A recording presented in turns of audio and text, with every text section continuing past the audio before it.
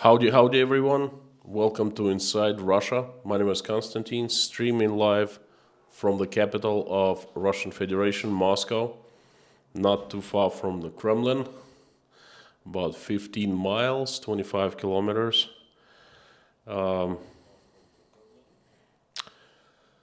Great to see you today. Thank you for coming. Thank you for gathering to listen to another message that I have to deliver. Just give you a hint right away. It's not going to be about iPhone 14. Well, not just about iPhone 14, but rather on the example of the brand new iPhone that was announced yesterday and will go on sale soon. I will explain and show how Russia keeps its shells stocked, how it is possible that being world's #1 sanctioned country, Russia doesn't have any shortages of anything, and how this new model that allows Russians to bypass sanctions of the Western governments and companies work. Well, without further ado, let's jump right into the message.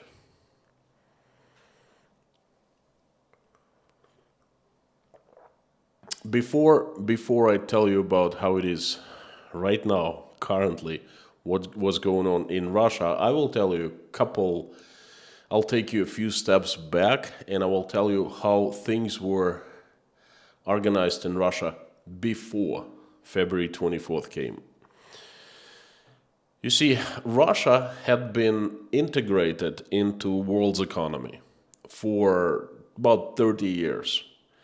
Russia was selling lots of products, mostly oil, gas, mineral resources, and some products here and there, manufactured here in Russia. And it was buying so much from foreign countries, importing. By 2007, Russia had this system in place that made the gray import illegal. Basically, by 2007, a very civilized, a very lawful system was in place that protected manufacturers of different products. It allowed products to be sold, imported products to be sold here in Russia only with the permission of manufacturer. Without permission, if companies were trying to, go around and sell directly in the Russian market without permission of the manufacturer, it was called gray import and it was prosecuted. Usually people didn't go to prison for that, but companies were fined and all the products that would be found would be confiscated. So it was pretty strict fine and pretty strict financial measure, so to speak.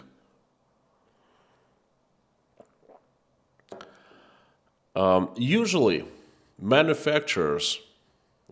obviously manufacturers wanted to sell their products in Russia, so that's how it worked.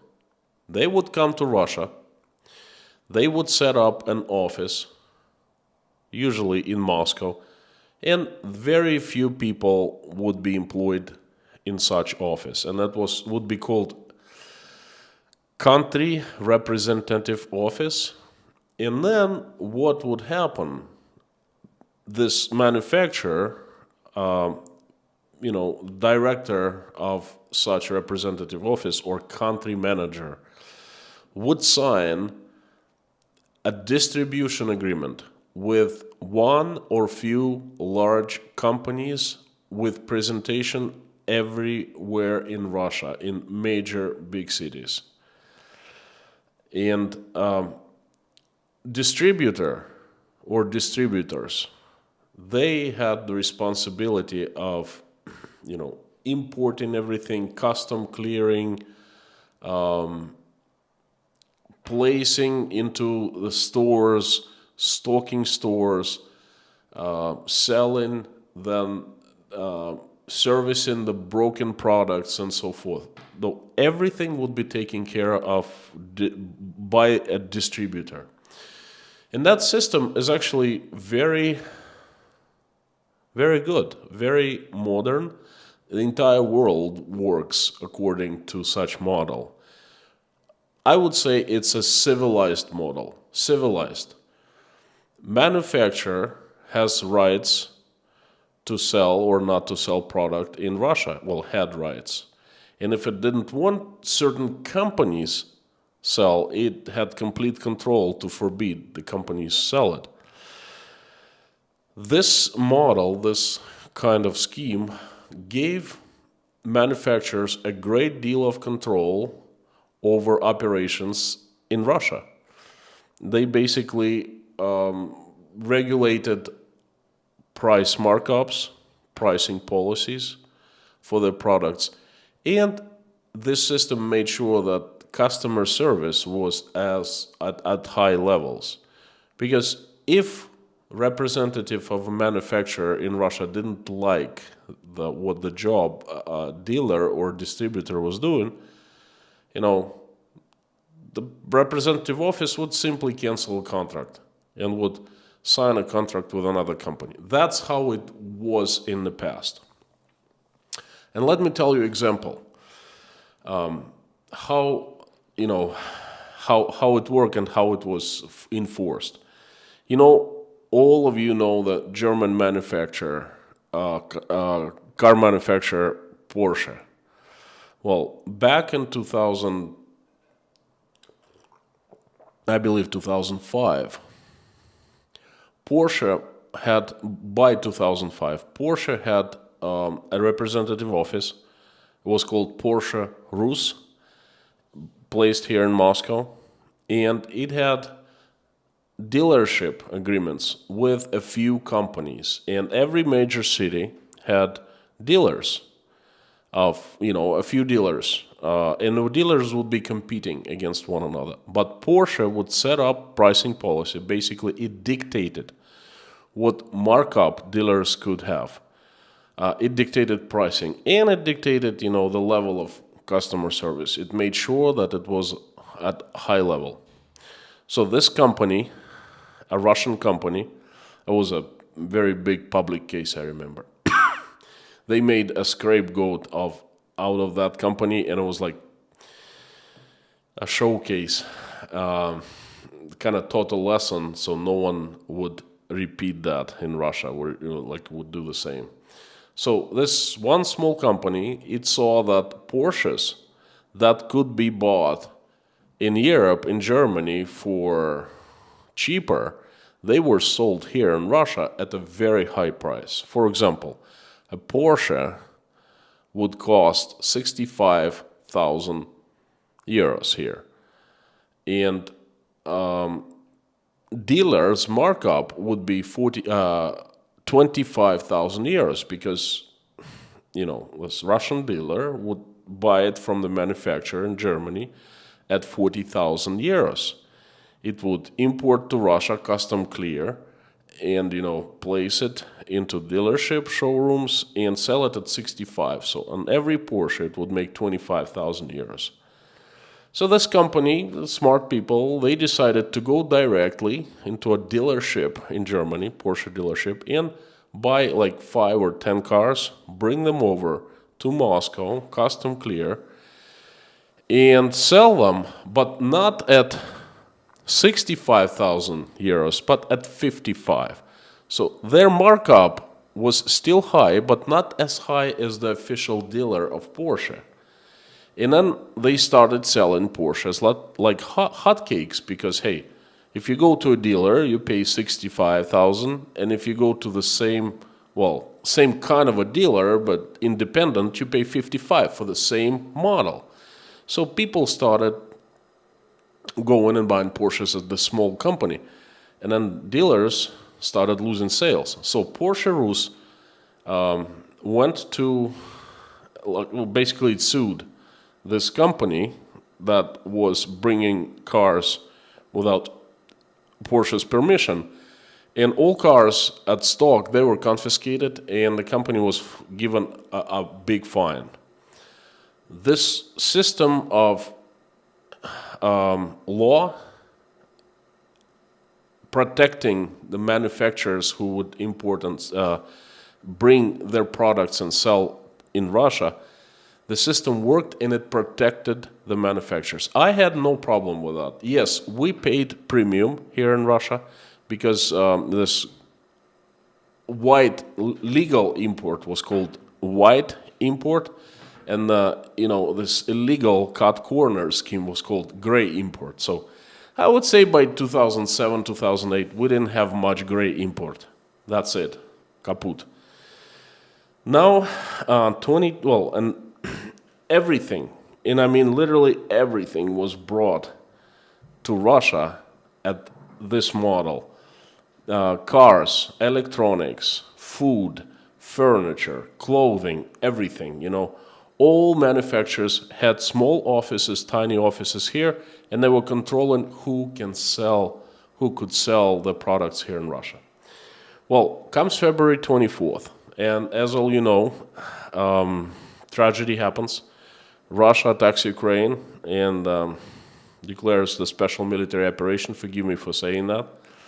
That's how it's called and allowed to be called here in Russia. And in March, the very logic thing, but actually very unexpected by the Russian officials, but kind of logical, happens. Most Western companies leave Russia or announce plans to leave later. And lots of companies leave right after, in early March, and they stop selling their products in Russia. They pull out permissions. That's it. Among the first companies was Apple.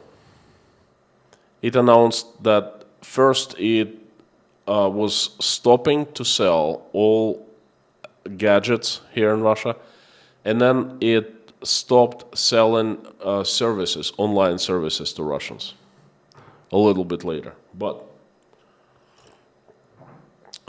cars, immediately after Apple, early March, pretty much all Western car manufacturers left. The only ones left are Chinese, well, obviously, South Koreans, and recently Iranian car manufacturers announced that they are entering Russian market. So that's what we have left. Everyone else is left. Chevy, Ford, Toyota, BMW, German, Japanese, American, European, Skoda, Audi, all companies left, okay? Furniture store, the biggest one, IKEA, left. Lots of apparel companies, Inditex, with brands like Bershka, Zara, and so forth, left. Right in March. So Russia all of a sudden faced a very unpleasant situation of shortages. And shortages, not just food shortages like we had in the USSR, but like all kinds of shortages,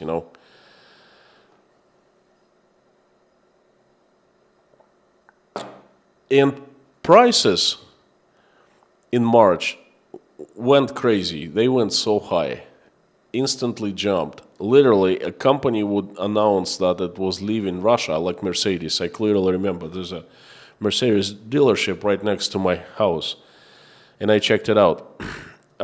In an E-Class cost around 5 million rubles before the SMO was announced, and right after Mercedes announced that it was leaving Russia and stopping all the sales, official sales of its cars, the same Mercedes cost 40 million rubles. I kid you not, I saw it with my own eyes. Unfortunately, I didn't put it on video. Plain and simple. Mercedes, BMW, Porsche, Audi, all the companies, they announced that they were not bringing more cars to Russia, but those cars that were left in stock at the time, there was a limited amount, okay? And everyone wanted to buy while they still could. So dealers started selling off stock and the price went almost 10 times. That's what happened. It was a little panic. We didn't know what to do. I personally thought that we would face shortages in the summertime. So I went out and I bought tons of food, toilet paper. I stocked up pretty much on things I could in March before I left for Uzbekistan. But then, and bear with me, I'm getting closer to Apple iPhone 14 story, how Russians will be able to buy it, to bypass the sanctions. So after a few weeks, the government decided that it's going to change legislation a little bit to make it legal for small Russian independent companies to import goods and products without permission of manufacturers. So we basically have gone back to the time of lawlessness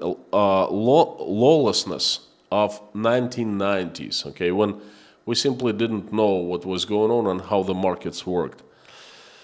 See, from the 90s, we were bettering our legal systems to protect manufacturers and so forth, and actually everything was fine in the recent 10, 15 years. But now the government tweaked legislation and allowed gray imports. In other words, companies who would go to other countries and bring products and would import them to Russia, custom clear, and sell them here, they would not be a subject of prosecution if manufacturer would decide not to allow the company to sell the products, okay? That basically has helped Russia avoid shortages. Currently, we don't have any shortages whatsoever. Food shortages, it's kind of nuts to think that Russia would have food shortages because everything is grown here inside Russia. It's an incredibly rich agricultural region, and it's basically, along with Ukraine, it's food basket for Europe and for many countries. So weather conditions were okay. The harvest of wheat is record-breaking this year. Everything else, like, we weren't hit with bad weather, with late snow, frosts, and stuff like that. So there's plenty of food. And the price of many foods is very seasonal in Russia. For example, carrots, potatoes, apples, veggies. Right now, the prices are down big time because this is the season. There's plenty of everything, and it is grown here in Russia. But then, as winter progresses, we will see slow increase in price of onions, potatoes, carrots, and so forth.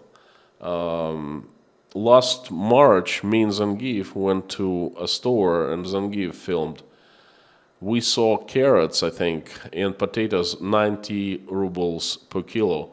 And now you can find, 20 rubles, 30, 40 rubles per kilo, something like that. So the difference is big. So there aren't any shortages of food, and there can't be because we produce our own food.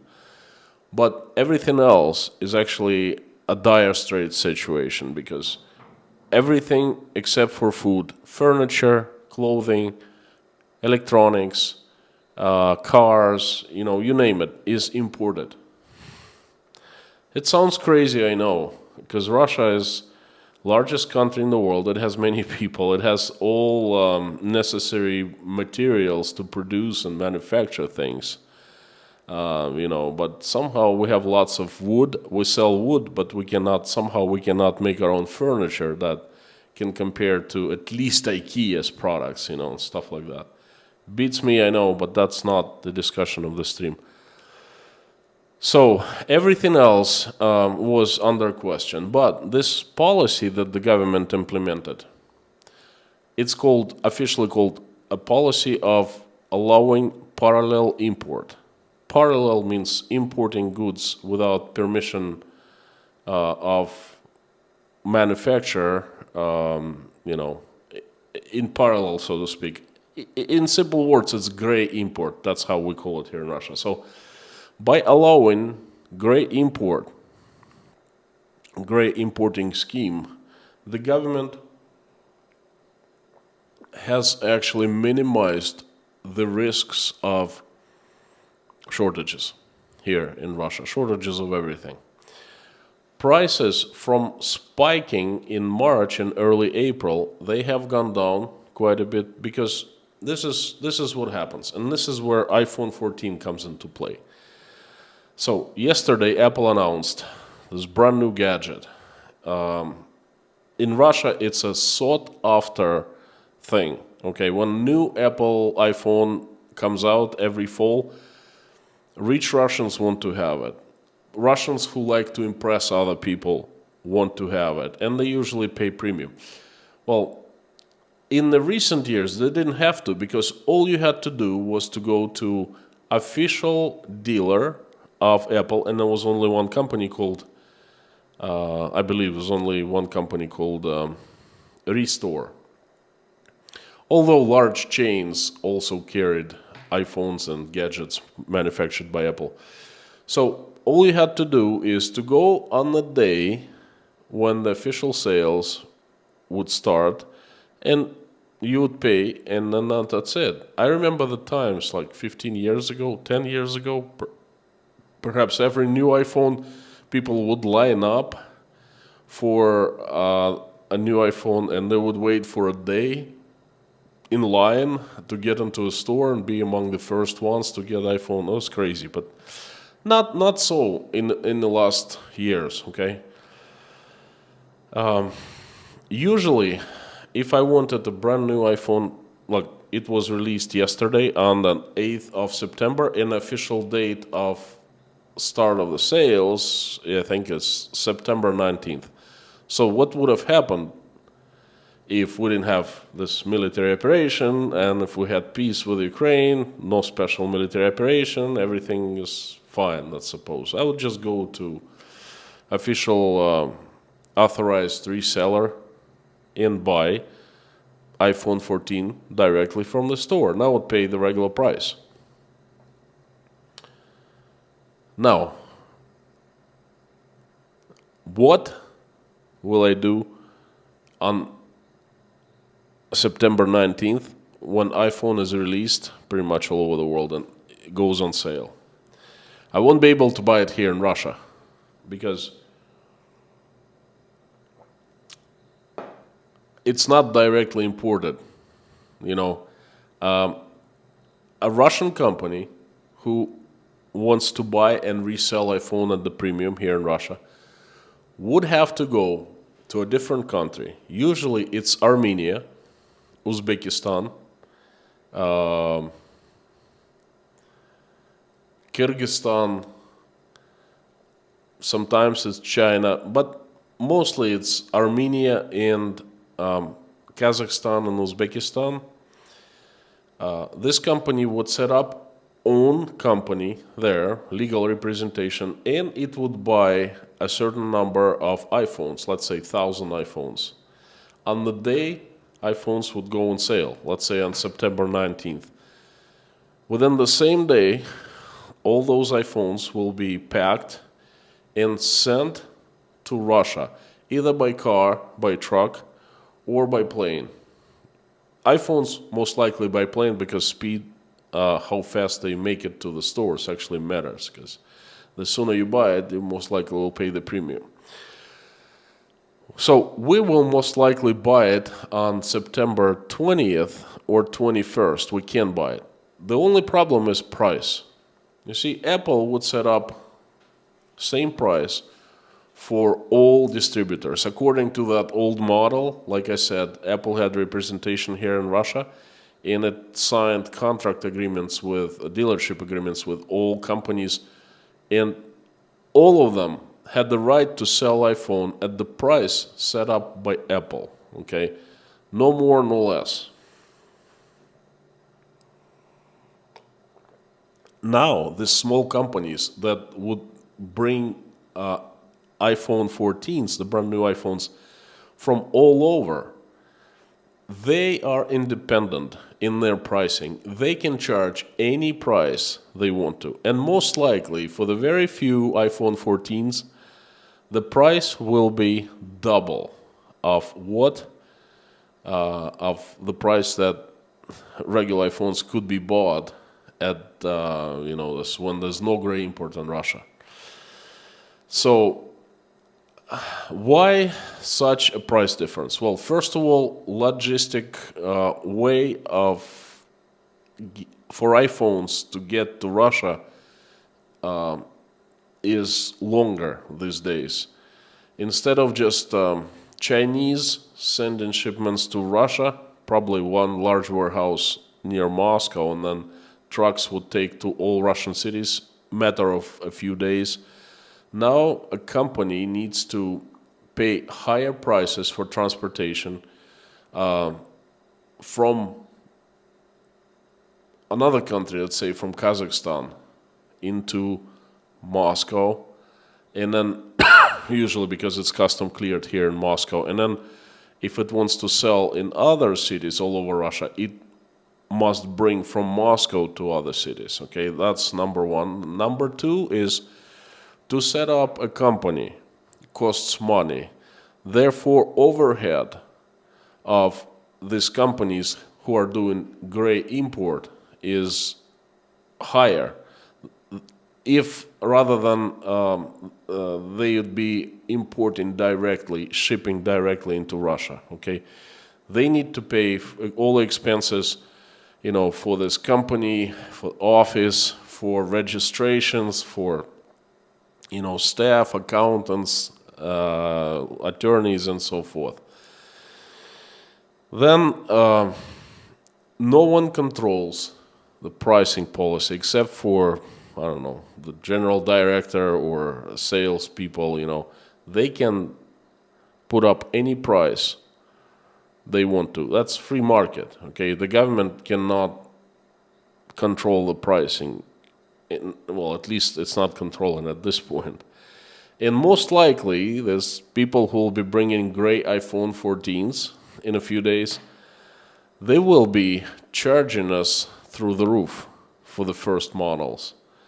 And we will end up paying so much more in the very beginning. The prices would drop down as time goes by, but still the prices most likely will be higher rather than direct import with permission of Apple to the dealers of Apple. Okay, so that's the story of iPhone 14.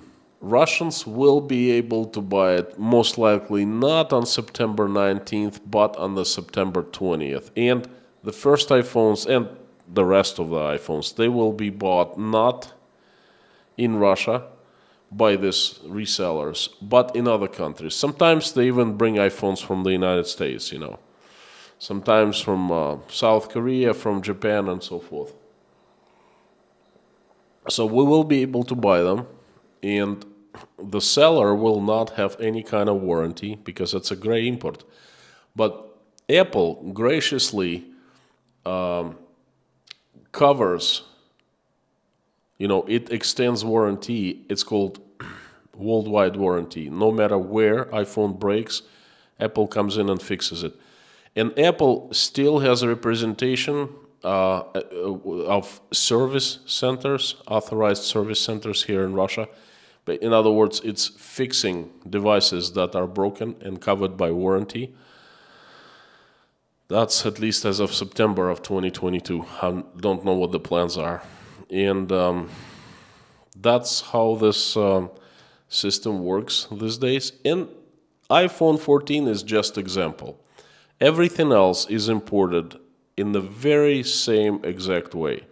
Starting with cars, there's a company set up that buys 10, 15, 20, 100 cars, in bulk, and they are shipped to Kazakhstan. From Kazakhstan, they are shipped to Russia. From Uzbekistan, from Kyrgyzstan, Armenia, they ship to Russia, and voila. They cost much more because, it takes much longer, and it's much more expensive to go around Russia, to cut through the sanctions, so to speak. But everything is still available, and everything will be available because there is no way how you can stop this system from working. Of course, Western companies can start pressing dealers in Armenia, pressuring in Armenia and Kazakhstan, saying, hey, you can sell it for the later re-export to Russia. But you know what? They have no legal tools how to enforce it because, once a person or a company buys in for example, Kazakhstan, that, say, car becomes used immediately. And as used, it's right to the new owner to do whatever the owner wants with it. Okay, so there's no way that the companies, that the manufacturers can stop this gray import scheme en masse. Who ends up suffering? Manufacturers, because obviously they don't sell as many products as they used to sell because this, the chain is more complicated. It makes their products more expensive. So in Russia, people will be afford less. Manufacturers are hurt. Russian people are also hurt because what we used to buy cheaper now, costs more, and in many instances much, much more. So therefore, fewer people will be able to afford it. Again, I'm not complaining. I'm not whining. I'm not saying anything like that. I'm just trying to explain what is happening in Russia. I perfectly understand the reasons why the Western companies left, and I'm not judging them. I understand completely. I'm just saying what kind of situation these actions, first by Russia and then by Western companies, have brought onto the heads of Russian people. Thank you so much. Thank you. This has been my message for today. Thanks for giving me a chance. I would really appreciate if you like my message. Give it a thumb up. And I'm going to turn on the comments. And I would like to hear what you have to say about this. If you have any questions, if I failed to explain clearly, please, I'll be more than happy to clarify. And if you have any other questions, I'd be more than happy to answer them.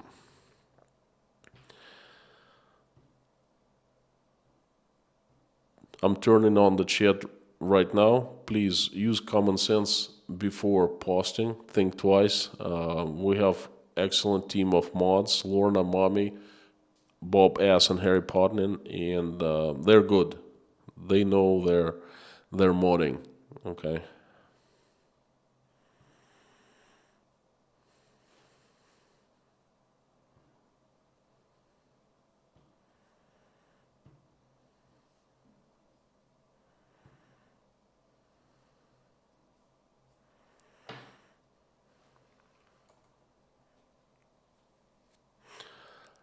Mickey Marketing today is number one. Howdy, my good Mlesna friend.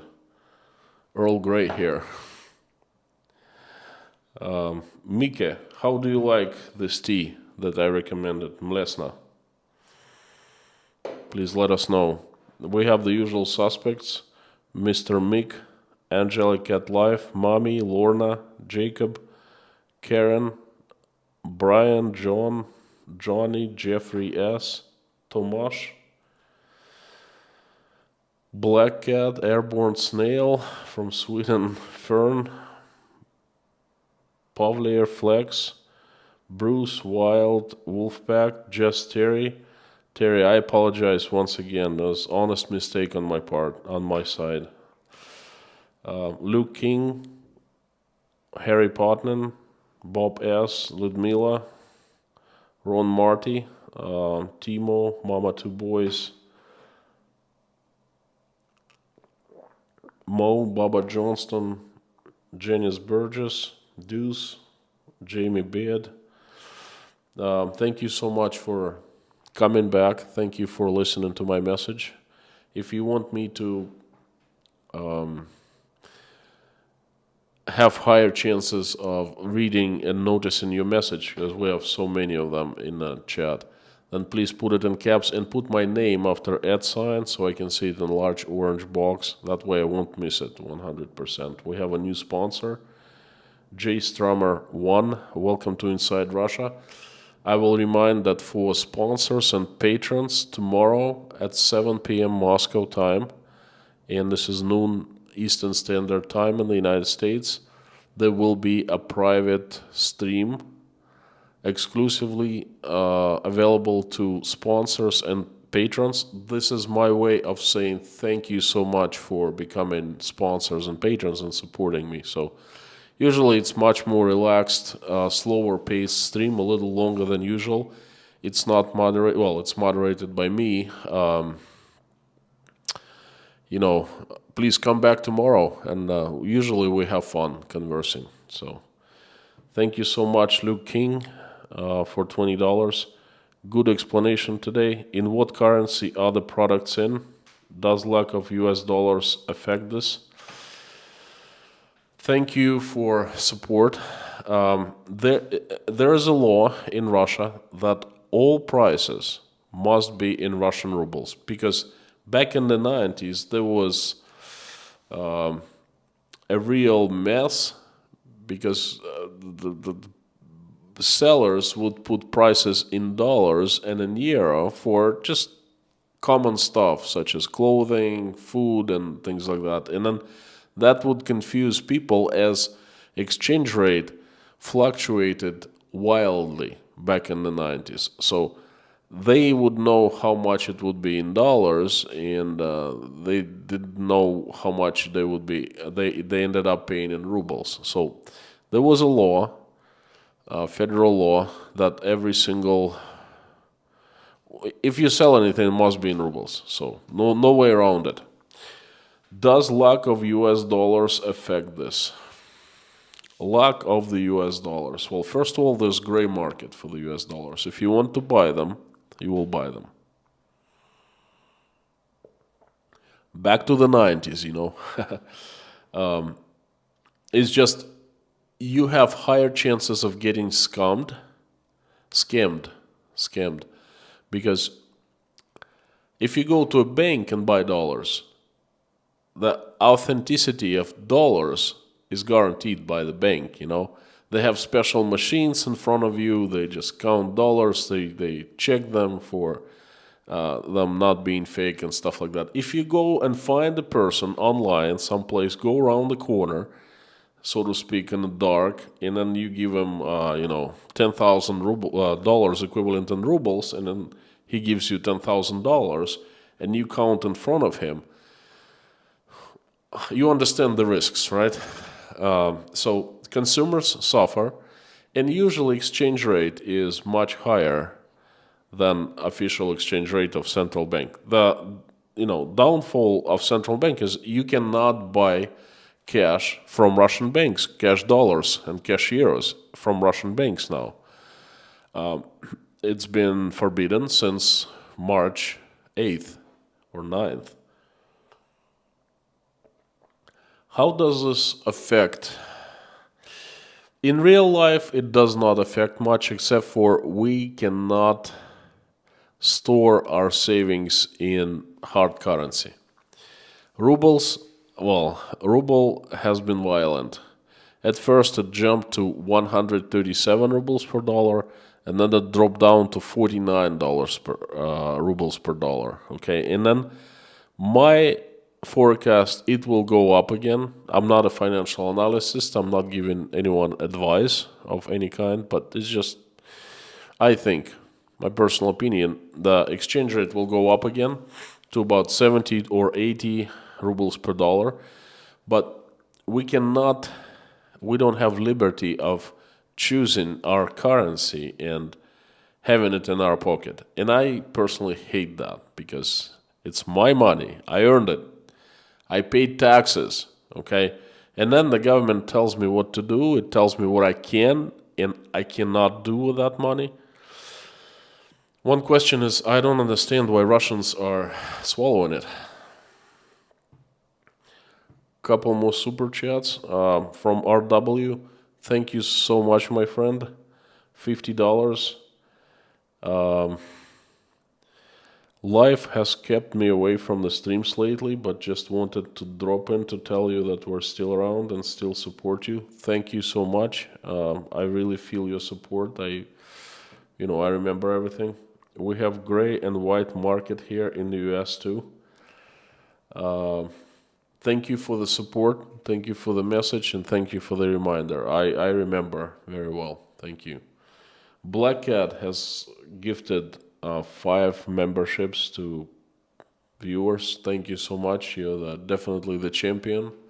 And we have Bruce is trying to take part of your championship today, gifting 20 people the level of Inside Russia. Bruce, thank you so much. I hope that all those 20 people, new sponsors, will come back tomorrow on Saturday, and we'll have conversation. And Frank in Texas also is a gifter today. 5 people are new sponsors courtesy of Frank. Thank you so much. My friends, that's very generous of you, and fantastic. Thank you. Thank you. John Wakamatsu, long time no see. $5, buy some tea. Thank you. Cheers to you.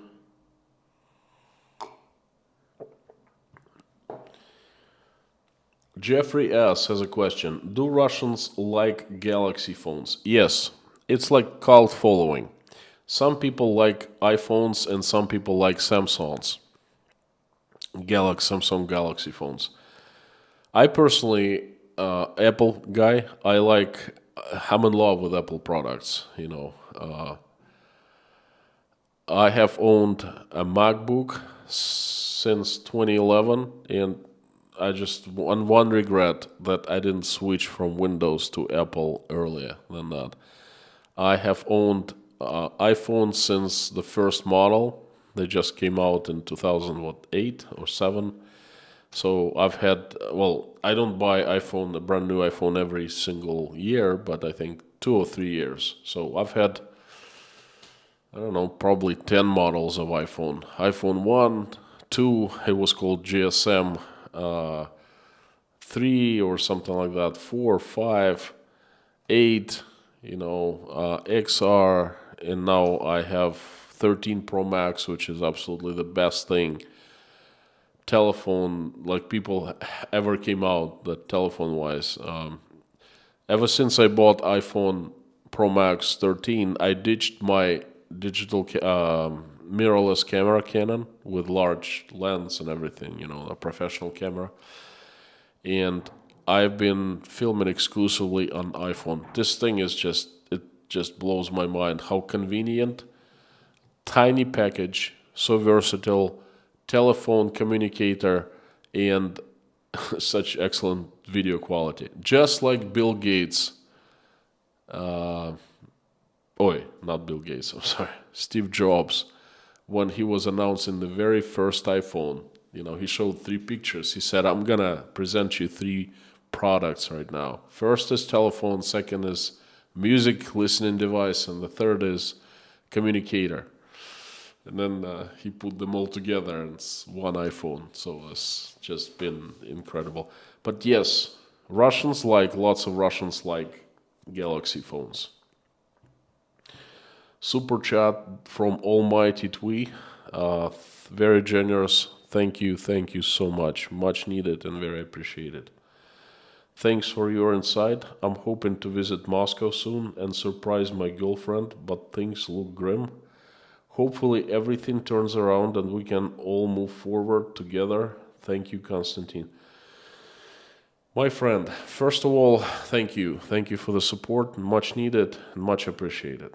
Then, I pray every single day in the live streams, and I also pray for myself separately that this stops. Even if it stops right now, today, I don't know, this minute, things cannot go back to normal quick because of the magnitude of actions and the level of tragedy of some actions is just unbelievable, okay? But at least we need to stop it so there's no more blood shed, all right? And then we can somehow try to rebuild what's left of Russia, okay? But we pray every day and this thing is still going on. Second, you can visit Moscow. There is no, like, the same attitude towards foreigners, Americans. I get asked a lot, do Russians hate Americans now? No, they don't. The attitude has not changed. Lots of Russians really understand what's going on and why America to blame, you know. I have not seen any hostility towards foreigners.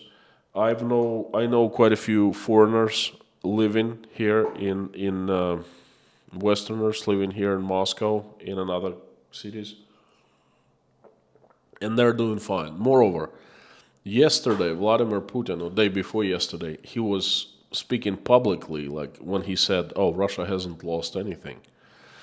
It's gained sovereignty, or increased its sovereignty, strengthened its sovereignty." Anyway, at the same meeting, he was perhaps at the same meeting, but anyway, at the same day, I think is pretty close. He gave an order to attract more foreigners to Russia by allowing for visa-free travel. And he said Russia didn't need reciprocity principle, meaning if another country, decides to let Russians visa-free, Russia does the same. He said, no, we don't need that nonsense. We let people visa-free to Russia, and that's it. So I hope that happens soon, because my kids would visit me immediately.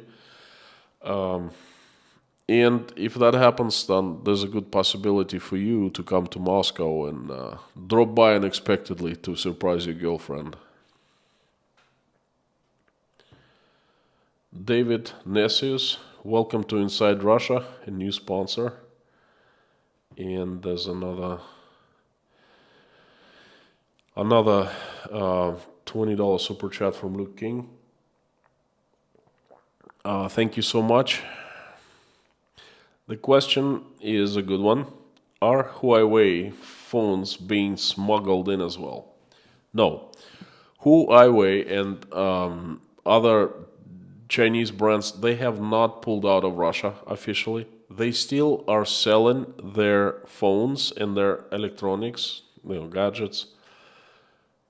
But a funny thing started happening not too long ago. Publicly, the Chinese, the officials, and large Chinese companies have announced that they are supporting Russia. They are with Russia. They are not going to follow Western sanctions, and they still do business with Russia. Trade, sell, export, everything to Russia.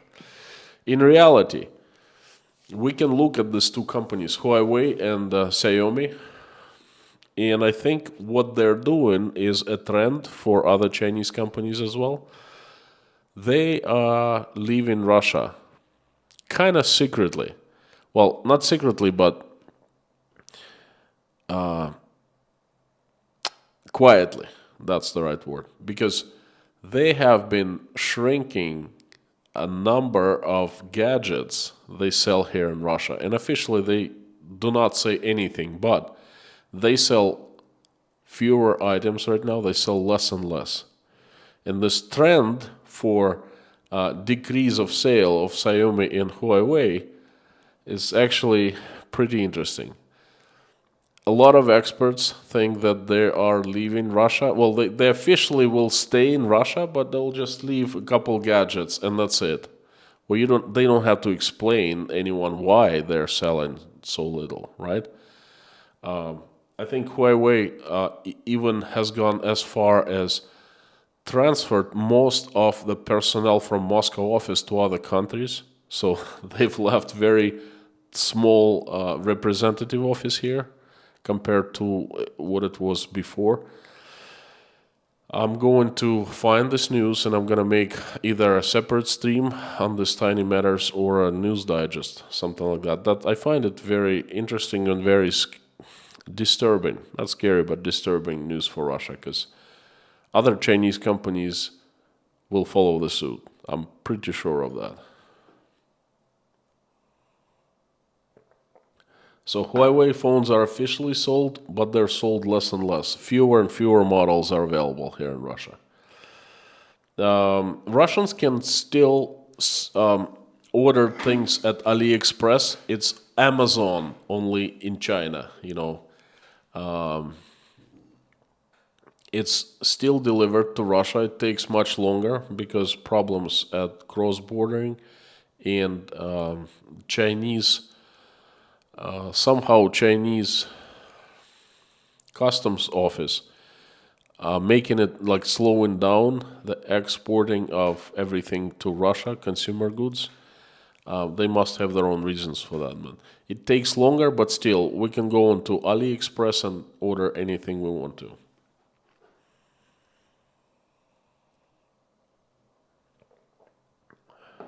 Howdy, Maryland. There's a question from Y. If you take an iPhone out of the country, you buy it, is the warranty is lost? No, it's not. If you take it, the iPhone has an all Apple products. They have worldwide warranty. If I buy a computer, like a laptop in Russia, I fly to the United States and it gets broken. I go and Apple will service my laptop if it's on warranty. Same thing, if I buy in the United States, come to Russia, it breaks down, they'll fix it.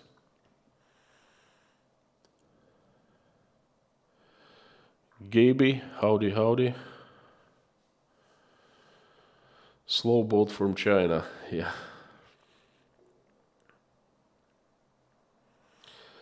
Just Terry, thank you so much. Going up and looking for some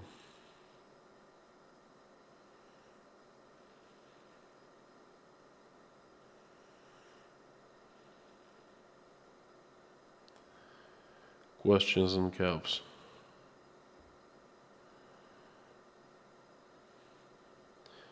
Christian Kruse, what about the North Korean dollar notes? Can the machine pick them out? I'm not sure. I've never heard of North Korean dollars. I don't think you can buy or sell them here in Russia. you know. North Korea has been pretty far from Russia in terms of, pretty far away. It's just now we're becoming friends. Now, right now. For, I don't know, months, years to come. I hope not, but this is now. We're getting closer. Before that, I didn't know anything about North Korea. Pretty much same thing as I knew as much as you do.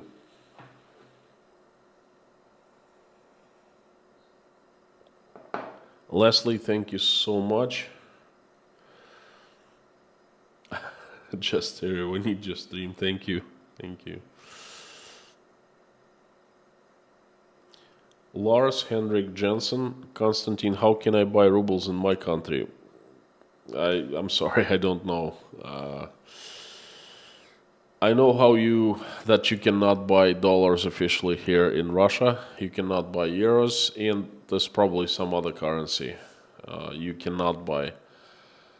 But they will be very welcome, very gladly will sell you Chinese yuan. What else? I don't know. Anyway, all foreign trade is being switched into Chinese currency right now, which is a shame because I wouldn't do that. Chinese are just waiting to mess us up. I'm telling you.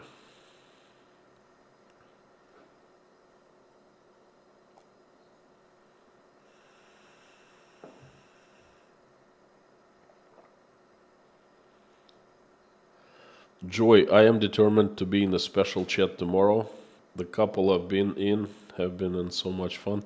Yes, usually much slower paced, much more relaxed, and much more fun. Palvier Flex. Apple can brick phones remotely. Yes, they can. They have not done it, and I hope they will not do that. I just hope they will not do that. Luke King, thank you so much. Do you know if Nokia, Ericsson, or Cisco have pulled out of Russia? Because these are manufacturers of telecom equipment used by phone carriers. Nokia out, I know that. Ericsson, I think out. Cisco, uh, perhaps. Don't quote me on that. Perhaps.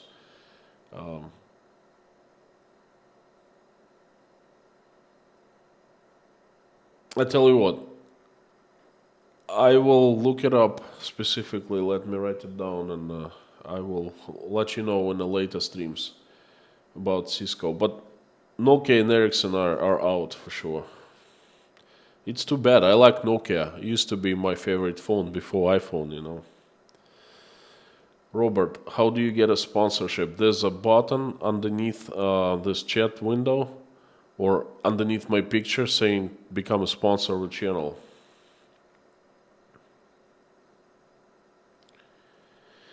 Isabel, you know what I thought? Many people will also travel to Azerbaijan, Uzbekistan. They might very well buy whatever they need there also and bring some of their family and friends. Well, I did that when I went to Uzbekistan. I bought few things that were currently not available. Well, everything was available at the time, but we were running out of things, and the remaining stock was so expensive.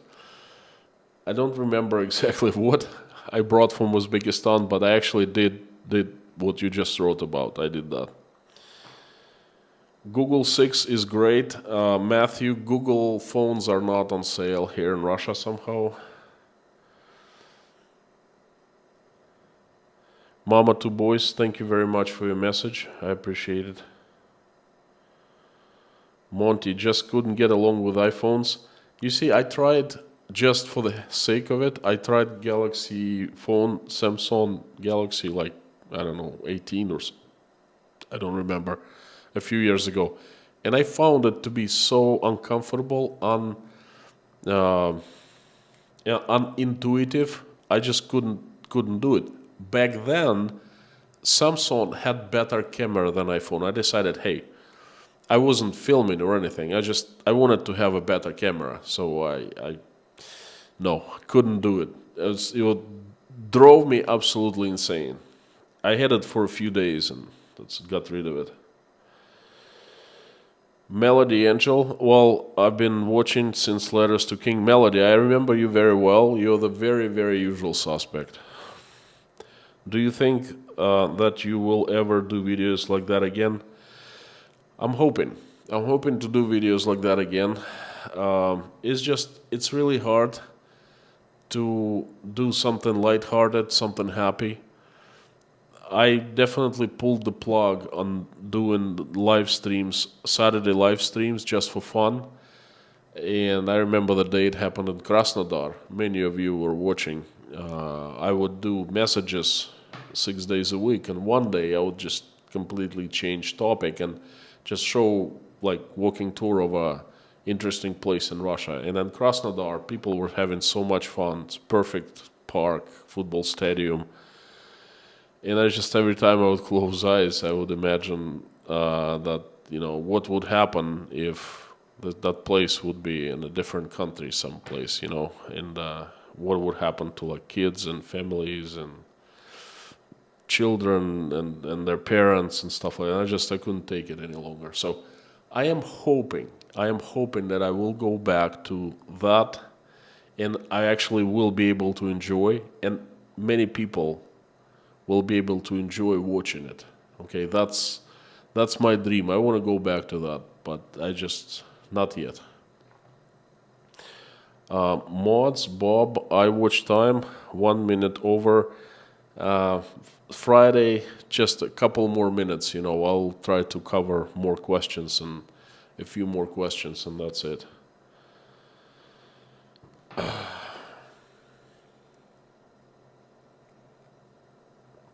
A lot of legends here today.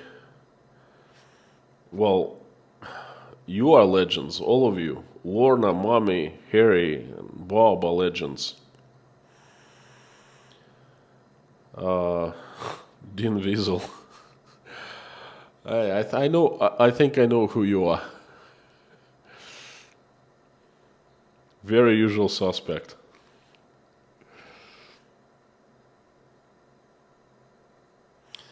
Bob, I know. Just give me a couple more minutes.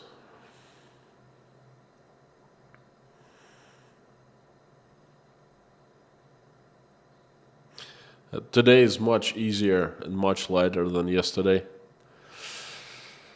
It was very tough. Some topics are so much more difficult, more harder to talk about than the others. I was talking to Natasha this morning, and she asked me how yesterday's stream had gone.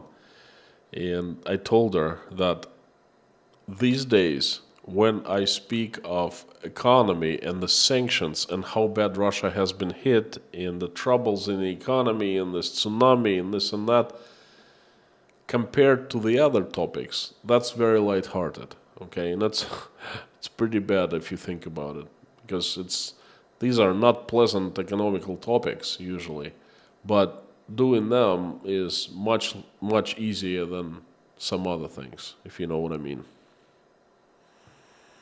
We have a new sponsor of Dennis Hayes. Thank you so much. Welcome to Inside Russia. And Black Cat, $5. You are a legend. You are a legend. You're a legend. I don't know. You're what you call it. Generosity is actually beyond belief, because not only you're gifting, you're supporting me financially, because sponsorships, support me, but you are giving two gifts at the same time. You're gifting me and you're gifting people who becoming sponsors due to courtesy of yours. Thank you again, Black Cat.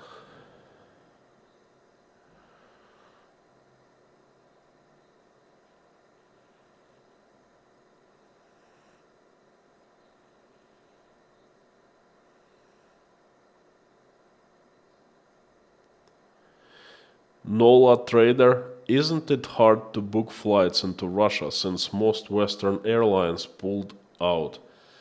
That is an excellent question. It actually sheds light onto how Russia works. It's still possible to get into Russia. It's become much more difficult. Used to be easy. You just book a flight and you fly anywhere you want, directly, or you do one stop if you want to save money. Now, the United States, Canada, European countries, some other countries, you cannot fly. The airspace for Russian airlines, Russian planes, is just simply closed. We can still fly to pretty much anywhere, but we must travel to other countries like Uzbekistan, like Dubai, United Arab Emirates, like Turkey, to a large hub, airport hub, with international flights all over the world. For example, Istanbul. Istanbul is a good example. Okay, Dubai. So from Moscow, I fly to Istanbul, change plane, and I fly to anywhere I want. But it's so much more expensive. Used to be, just to give you a comparison, used to be, couple $100 for round trip, 10,000 rubles. Right now, 70,000, $1,100. Just to give you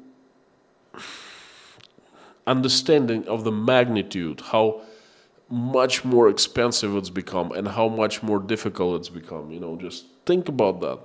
4, 5, 6 times the prices have gone up. That's actually unbelievable. For us to fly to Turkey for vacation, this summer we had to pay we didn't fly because it's too expensive. It's just crazy. 60,000 per person for round trip. So it's just $5,000 just for the airfare for the 5 of us. Used to be business class for that money, and you'd pay a couple $100 to fly just a regular coach. So it's still possible, but it's improbable that Russians fly, because it's just too darn expensive and it's difficult. Brianna, good to see you. Thank you so much. Peace is upon us soon, and your prayers help Constantine. At least I believe they do. Thank you. Thank you. Great to see you. Thank you for joining me in prayers. And let's bring that day closer. I hope that it helps. Lorraine Prasnowski, thank you. Thank you so much.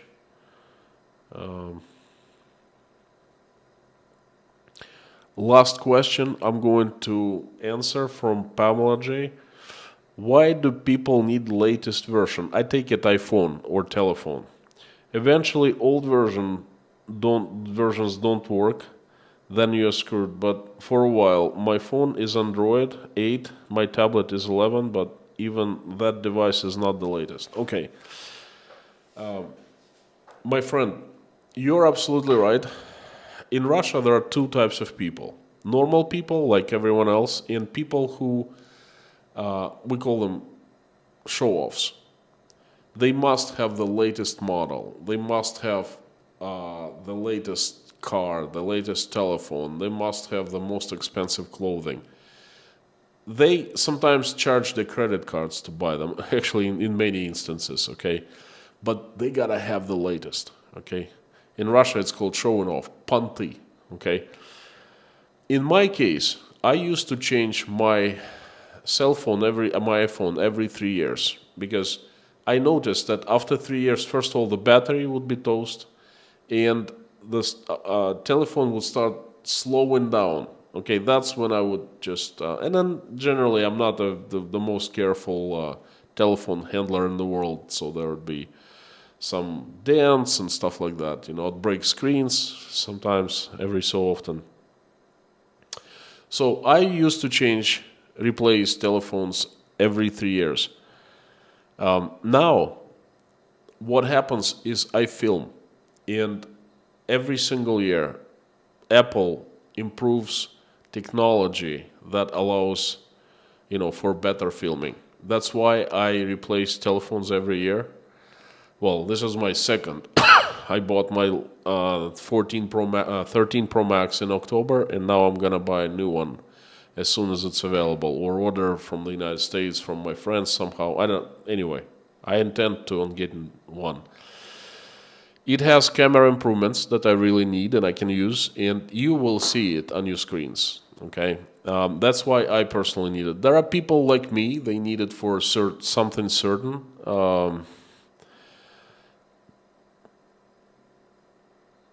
And that explains my situation and some of the people who must have the latest version. But I have 5 people in my family, and 4 of them actually iPhone owners. Well, they have iPhones, and my mom also has iPhone. So even if I buy a brand new iPhone for myself, I never sell my own. It's kind of passed down into generations. I give mine, which is 1 year old, it's perfect condition. I give it to my wife, and she gives her telephone to Oля, and Oля gives her telephone to Dasha. And if that's what usually happens. Our phones never leave the family. And then I also include my mom. She has an older iPhone. She needs a new one. So I think I'm gonna buy a new one. Mine goes to Natasha. Natasha's goes to my mom. So that's how it works. Okay, my friends, thank you so much. We're 10 minutes over, and I think Bob watches time and growing a little uneasy. That's it. I'm sorry, Bob. We're going Rachel, no. Michael doesn't need one. He's too young. I don't want to get him hooked on telephone. So no, please, no, not for a few years. Anyway, my friends, thank you so very much for coming today, for giving me a chance. No usual stream at 11 p.m. Moscow, 4 p.m. Eastern Standard American Time, Saturday, but there will be a private stream for sponsors and patrons. Please join. I have so many sponsors now. Please join. It's going to be at noon Eastern Standard Time. Thank you so much for. I hope you found today's message somewhat interesting, somewhat valuable, sheds light a little bit onto what's going on in Russia. I would really appreciate if you hit that like button. It helps, my streams to be viewed by more people. Thank you. Let's pray together. Inviting you to join the prayer as usual. Let's jump right into it.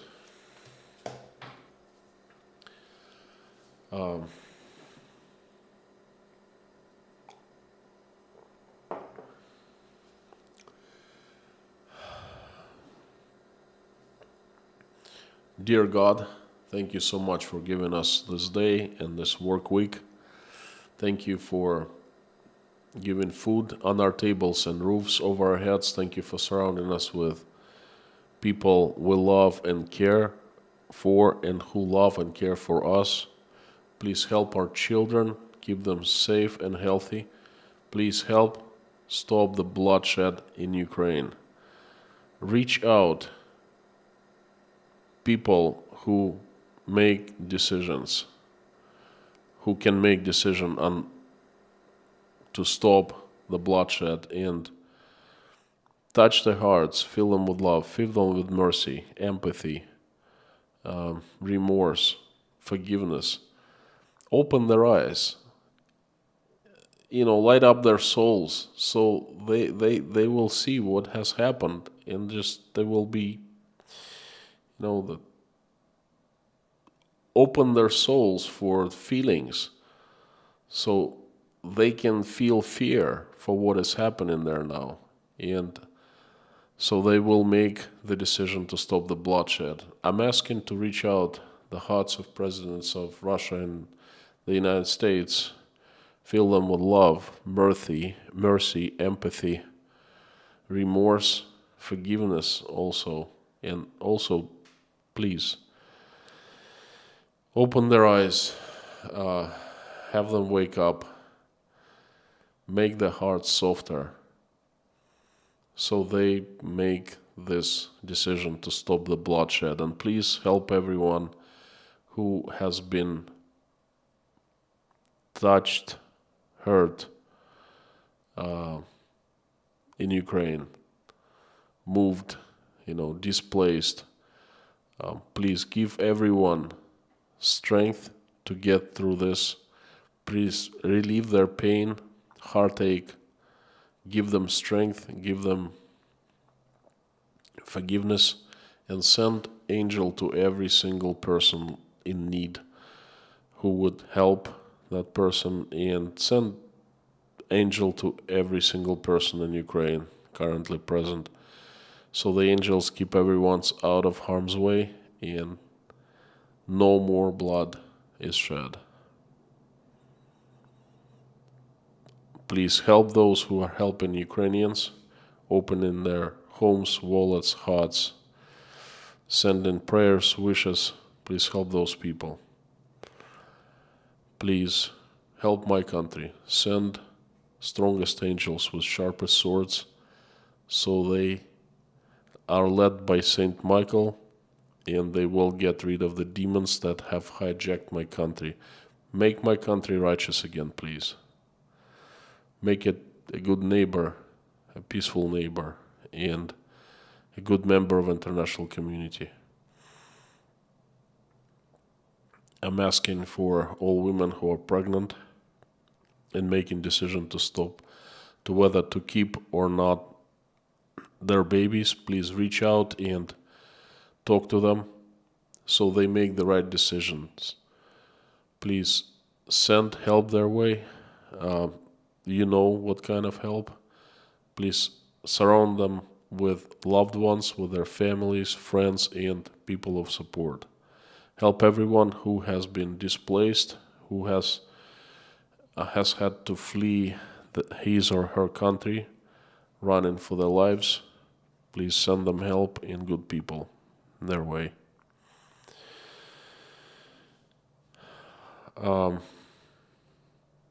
Please give us more opportunities to keep on praying every single coming together and keep on praying every single evening, and just show us, tell us what else we can do, how else we can pray. Perhaps we can do something different or ask. Thank you very much for giving us this opportunity to come together as this community and pray together. Please help everyone who is praying with me or watching us pray, answer their prayers, hear their prayers, and answer everyone's wishes, make the dreams come true. I would like to mention a few people who need your help. They are Michael Milkevitz. He really, really needs your help. He's going to have blood transfusion soon. And Cindy Braddock, who is going for a surgery to help broken wrist. Elena, Natasha, Jake, Michael, Oля, Dasha, Sky, Bonnie, Igor, Buzz, Jean-Paul, Paula, Janine, Marlene, Susan S., Susan, Fiona, Madeline, Stephen, Ellen, Freddie, Sabrina, Felicia, Precious Father, also asking for peace for China, USA, Russia, and Taiwan. Family of Rudy Kaisley, Richard, who's having heart problems, Robert Morgan, Mallory M. Please help her with professional situation. Send her the help she needs. Jess Terry, please help him, give him strength. Relieve his heartache, please. Brittany S. Asking for the Queen of England who passed away. Please have her soul rest in peace, and help all the people who are, hurting because of her death. Please help her family and her country. May Scott Nesbitt's sister rests in peace, and please give Scott strength to get through this situation. King Nero, Gaby Hyman, Donald from Wisconsin, who always asks for himself and his country, the United States of America, Priscilla, Michelin, Martin, Joanne, Allison, Dave Moyers, I Found Waldo, Liz, Deborah, Isabel Legault, please may her father rest in peace and please give her strength. Janice Burgess, Maureen M. and her sister, Ariana, Liz Dumbrell, Bruce B., Kayleen, Michael, Thomas, Tony, Bob, Jessica, Minutes to Midnight, Mr. Hanson, Heidi Howitz, Golden Griffon, Terry Carter, Carol Reed, and there are 4 children I would like specifically mention and ask for help for them. They are Sebastian, Maverick, Britzel, Andrews, and Coulter. Please show your mercy, your love, perform your miracles to them and their families. They really need your help. Have them recover and send them to their families so they live healthy and happy. It's going to be a hard one. On Sunday, things are happening that really disturb me.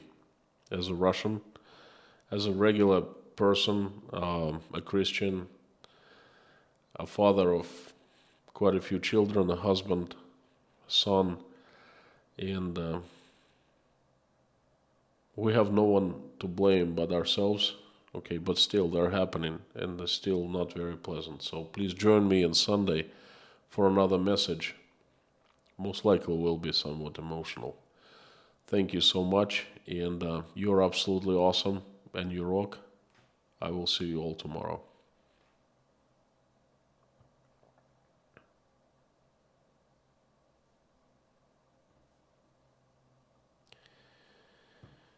Um, how do I shut this off?